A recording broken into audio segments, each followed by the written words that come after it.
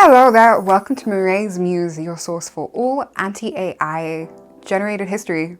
Is that a good one? We don't use AI in our videos. Welcome.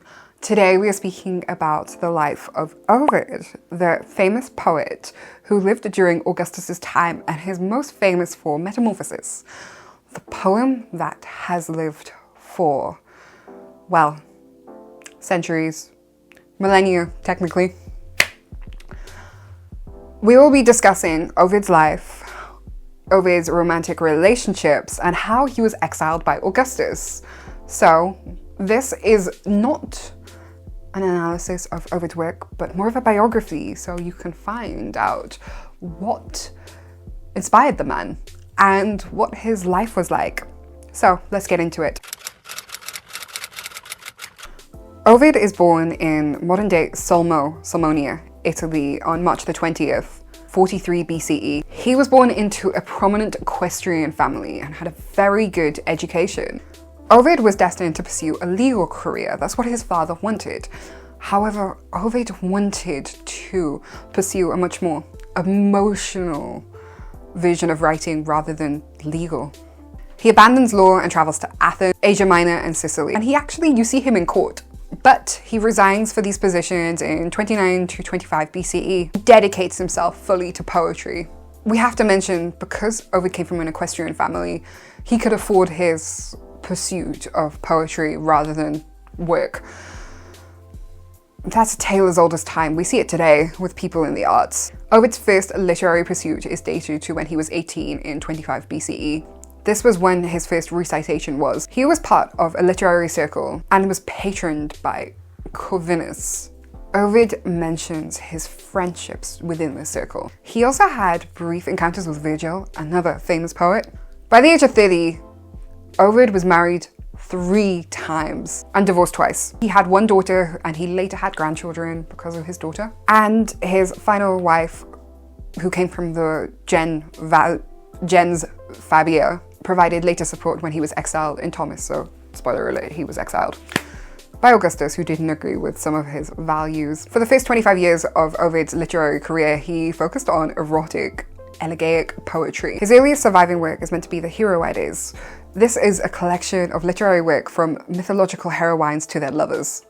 This was published in 19 BCE. Then there is the Amores, which is a series of 5 books that was published in 16 to 15 BCE. During the interval between the Amores, Ovid's tragedy Medea premiered. Even though Medea was admired in antiquity, we don't have any sources for it. Ovid's subsequent poem on a woman's beauty treatments preceded The Art of Love, a satirical poem, and a 3-book manual on seduction and intrigue. And he thinks that this is the book that got him exiled by Augustus. This gave Ovid a legacy for erotic poetry.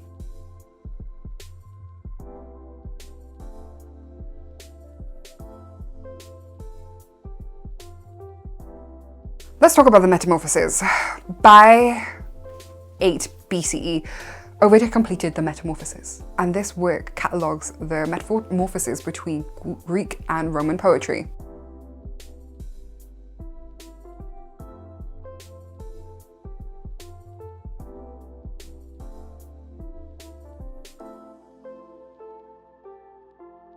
He also worked on the Fasti, a 6-book poem that looked at Roman festivals and astronomy. However, the composition of the Fasti was ruined by Ovid's exile. So let's talk about his exile to Tomis. In 8 BCE, Ovid is exiled.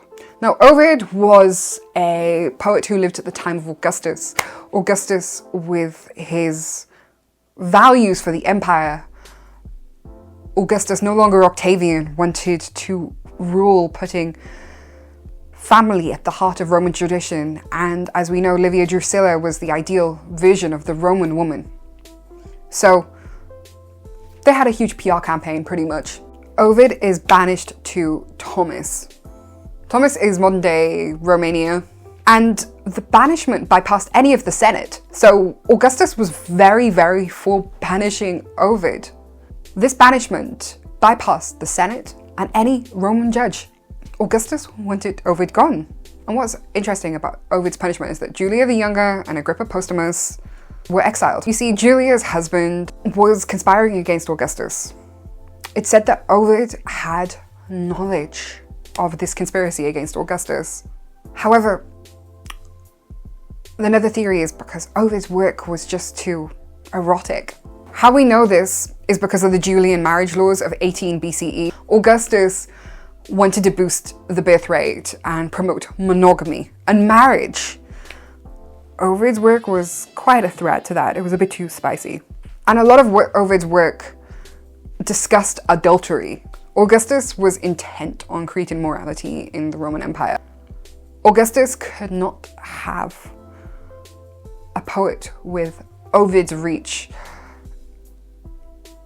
threatening the people of the empire with these ideas and spicy topics when Augustus wanted Julian marriage laws and to increase the birth rate and to promote monogamy. But a lot of scholars suggest that the time in between these poems would not have been enough of a trigger for Augustus to banish Ovid like he did.